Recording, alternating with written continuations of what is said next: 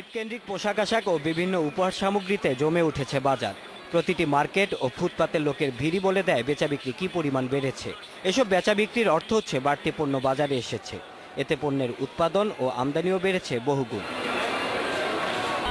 এবার রাজনৈতিক পরিস্থিতি স্বাভাবিক থাকায় ঈদের ব্যবসা ভালো যাচ্ছে বলে জানিয়েছে ব্যবসায়ীদের শীর্ষ সংগঠন এফবিসিসিআই। সংগঠনের সভাপতি জানান, দেশে সহিংসতা না থাকায় গত বছরের চেয়ে দ্বিগুণ বিনিয়োগ করেছেন ব্যবসায়ীরা। আজকে পেপারে দেখলাম চিটং শহরটা নাকি পুরো বাজারে হয়ে গেছে, মানে সবাই কেনাকাটা করছে। It's a very positive sign. দেশের মানুষের কাছে টাকা না থাকলে কিনবে কোত্থেকে?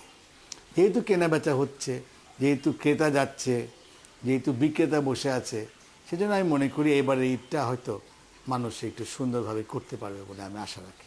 ঈদকে সামনে রেখে বাজারে 22,000 কোটি টাকার নতুন নোট ছাড়া হয়েছে বলে জানিয়েছে কেন্দ্রীয় ব্যাংক। বাজারের চাহিদা অনুযায়ী আমাদেরকে অনেক টাকাও বাজারে ছাড়তে হয় এই সময়, কারণ কমার্শিয়াল ব্যাংকের কাছ থেকে তাদের ক্লায়েন্টরা বড় বড় অঙ্কের টাকা নিয়ে যায়, কারণ তাদেরকে বেতন দিতে হয়, বোনাস দিতে হয় এবং বিভিন্ন কাজে তারা এই সময় টাকাটা ব্যবহার করে।